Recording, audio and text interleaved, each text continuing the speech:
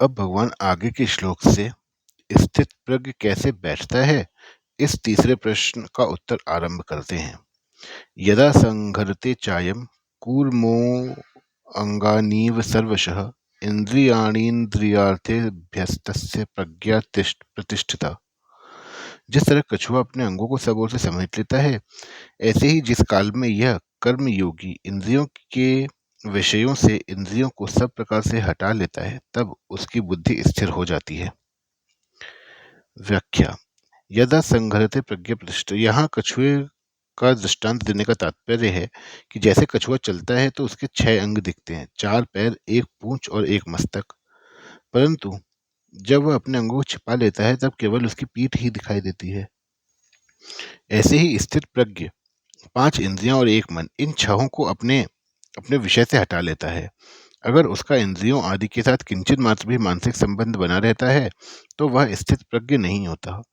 यहाँ संघरते क्रिया देने का मतलब यह हुआ कि वह स्थित प्रज्ञ विषयों से इंद्रियों का उपसंहार कर लेता है, अर्थात वह मन से भी विषयों का चिंतन नहीं करता। इस श्लोक में यदा पद तो दिया है पर तदा पद नहीं दिया। यद्यपि यत दो नित्य संबंध के अनुसार जहाँ यदा आता है वहां तदा का अध्याहार लिया जाता है, अर्थात यदा पद के अंतर्गत ही तदा पद आ जाता है।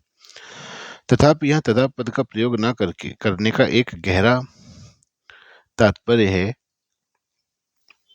कि इंद्रियों के अपने अपने विषयों से सर्वथा हट जाने से स्वतः सिद्ध तत्व का जो अनुभव होता है वह काल के अधीन, काल की सीमा में नहीं है। कारण कि वह अनुभव किसी क्रिया अथवा त्याग का फल नहीं है, वह अनुभव उत्पन्न होने वाली वस्तु नहीं है। अतः यहाँ कालवाचक तदा पद देने की जरूरत नहीं है। इसकी जरूरत तो वहां होती है जहां कोई वस्तु किसी वस्तु के अधीन होती है।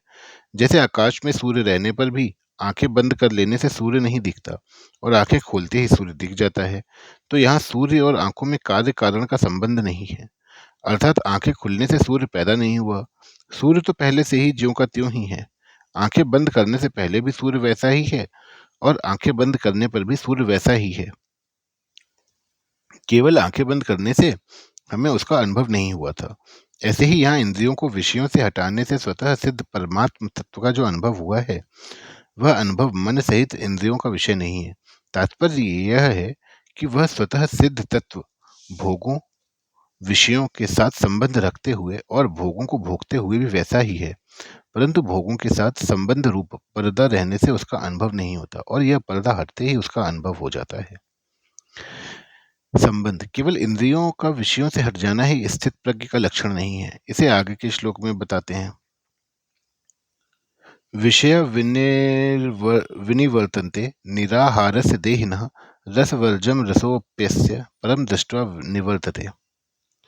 निराहारी इंद्रियों को विषयों से हटाने वाली मनुष्य के भी विषय तो निवृत्त हो जाते हैं पर रस निवृत्त नहीं होता, परंतु परमात्म तत्व का अनुभव होने से इस स्थित प्रज्ञ मनुष्य का रस भी निवृत्त हो जाता है, अर्थात उसकी संसार में रस बुद्धि नहीं रहती। व्याख्या। मनुष्य निराहार 2 तरह से होता है। एक, अपनी इच्छा से भोजन का त्याग कर देना अथवा बीमारी आने से भोजन का त्याग हो जाना। 2, संपूर्ण विषयों का त्याग करके एकांत में बैठना, अर्थात इंद्रियों को विषयों से हटा लेना। यहाँ इंद्रियों को विषयों से हटाने वाले साधक के लिए ही निराहारस्य पद आया है। रोगी के मन में यह रहता है कि क्या करूं, शरीर में पदार्थों का सेवन करने की सामर्थ्य नहीं है, इसमें मेरी परवशता है, परंतु जब मैं ठीक हो जाऊंगा, शरीर में शक्ति आ जाएगी, तब मैं पदार्थों का सेवन करूंगा। इस तरह उसके भीतर रस बुद्धि रहती है। ऐसे ही इंद्रियों को विषयों से हटाने पर विषय तो निवृत्त हो जाते हैं, पर साधक के भीतर विषयों में जो रस बुद्धि, सुख बुद्धि है वह जल्दी निवृत्त नहीं होती।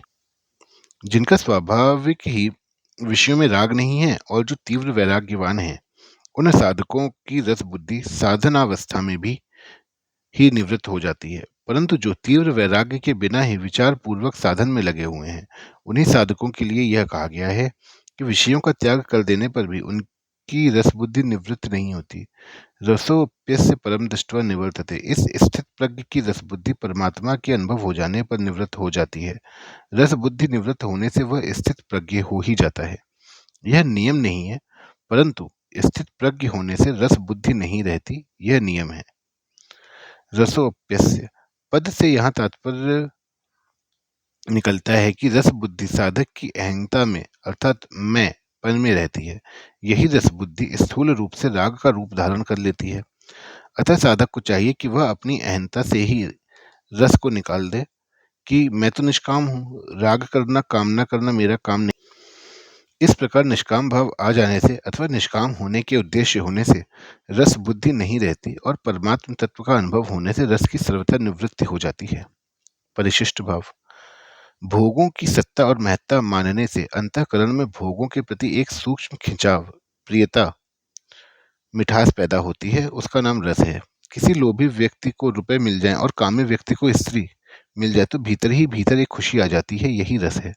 भोग भोगने के बाद मनुष्य कहता है कि बड़ा मजा आया। यह उस रस की ही स्मृति है। यह रस अहम चिज्जड़ ग्रंथि में रहता है। इसी रस का स्थूल रूप राग सुखासक्ति है। जब तक संयोग जन्य सुख में रस बुद्धि रहती है तब तक प्रकृति तथा उसके कार्य क्रिया पदार्थ और व्यक्ति की पराधीनता रहती ही है। रस बुद्धि निवृत्त होने पर पराधीनता सर्वथा मिट जाती है। भोगों के सुख की परवशता नहीं रहती, भीतर से भोगों की गुलामी नहीं रहती।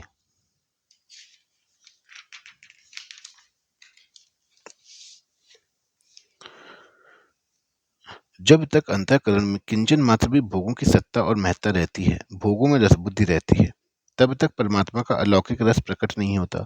परमात्मा के अलौकिक रस की तो बात ही क्या, परमात्मा की प्राप्ति करनी है यह निश्चय भी नहीं होता। गीता दूसरे अध्याय का 44वां श्लोक। बाहर से इंद्रियों का विषयों से संबंध विच्छेद करने पर अर्थात भोगों का त्याग करने पर भी भीतर में रस बुद्धि बनी रहती है। तत्व बोध होने पर यह रस बुद्धि सूख जाती है, निवृत्त हो जाती है। परम दृष्टवा निवर्तते है, तात्पर्य है कि जब संसार से अपनी भिन्नता तथा परमात्मा से अपनी अभिन्नता का अनुभव हो जाता है तब नाशवान संयोग जन्य रस की निवृत्ति हो जाती है। नाशवान रस की निवृत्ति होने पर अविनाशी अखंड रस की जागृति हो जाती है। तत्व बोध होने पर तो रस सर्वथा निवृत्त हो ही जाता है, पर तत्व बोध होने से पहले भी उसकी उपेक्षा से, विचार से, सत्संग से, संत कृपा से रस निवृत्त हो सकता है। जिनकी रस बुद्धि निवृत्त हो चुकी है ऐसे तत्वज्ञ महापुरुष के संगम से भी रस निवृत्त हो सकता है। कर्म योग, ज्ञान योग तथा भक्ति योग तीनों साधनों से नाशवान रस की निवृत्ति हो जाती है। ज्यों ज्यों कर्म योग में सेवा का रस, ज्ञान योग में तत्व के अनुभव का रस और भक्ति योग में प्रेम का रस मिलने लगता है, त्यों त्यों नाशवान रस स्वतः छूटता चला जाता है। जैसे बचपन में खिलौनों में रस मिलता था पर बड़े होने पर जब रुपयों में रस मिलने लगता है तब खिलौनों का रस स्वतः छूट जाता है। ऐसे ही साधक का रस मिलने पर भोगों का रस स्वतः छूट जाता है। रस बुद्धि के रहते हुए जब भोगों की प्राप्ति होती है तब मनुष्य का चित्त पिघल जाता है तथा वह भोगों के वशीभूत हो जाता है। परंतु रस बुद्धि निवृत्त होने के बाद जब भोगों की प्राप्ति होती है तब तत्वज्ञ महापुरुष के चित्त में किंचन मात्र भी कोई विकार पैदा नहीं होता। उसके भीतर ऐसी कोई वृत्ति पैदा नहीं होती जिससे भोग उसको अपनी ओर खींच सके। जैसे पशु के आगे रुपयों की थैली रख दे तो उसमें लोभ वृत्ति पैदा नहीं होती और सुंदर स्त्री को देखकर उसमें काम वृत्ति पैदा नहीं होती। पशु तो रुपयों को और स्त्री को जानता नहीं, पर तत्वज्ञ महापुरुष रुपयों को भी जानता है और स्त्री को भी, फिर भी उसमें लोभ वृत्ति और काम वृत्ति पैदा नहीं होती। जैसे हम अंगुली से शरीर के किसी अंग को खुजलाते हैं तो खुजली मिटने पर अंगुली में कोई फर्क नहीं पड़ता, कोई विकृति नहीं आती। ऐसे ही इंद्रियों से विषयों का सेवन होने पर भी तत्वज्ञ के चित्त में कोई विकार नहीं आता, वह ज्यों का त्यों निर्विकार रहता है। कारण कि रस बुद्धि निवृत्त हो जाने से वह अपने सुख के लिए किसी विषय में प्रवृत्त होता ही नहीं। उसकी प्रत्येक प्रवृत्ति दूसरों के हित और सुख के लिए ही होती है। अपने सुख के लिए किया गया विषयों का चिंतन भी पतन करने वाला हो जाता है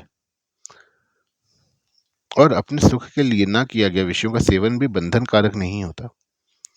नाशवान रस तात्कालिक होता है, अधिक देर नहीं ठहरता। स्त्री, रुपए आदि की प्राप्ति के समय जो रस आता है वह बाद में नहीं रहता। भोजन के मिलने पर जो रस आता है वह प्रत्येक ग्रास में कम होते होते अंत में सर्वथा मिट जाता है और भोजन से अरुचि पैदा हो जाती है। परंतु अविनाशी रस कभी कम नहीं होता, प्रत्युत ज्यों का त्यों रहता है। नाशवान रस का भोग करने से परिणाम में जड़ता, अभाव, शोक, रोग, भय, उद्वेग आदि अनेक विकार पैदा होते हैं। इन विकारों से भोगी मनुष्य बच नहीं सकता, क्योंकि यह भोगों का अवश्यंभावी परिणाम है। इसलिए भगवान ने दुखों का दर्शन करने की बात कही है। दुख दोषानुदर्शनम। कामादि दोषों से मुक्त होने पर ही मनुष्य अपने कल्याण का आचरण करता है।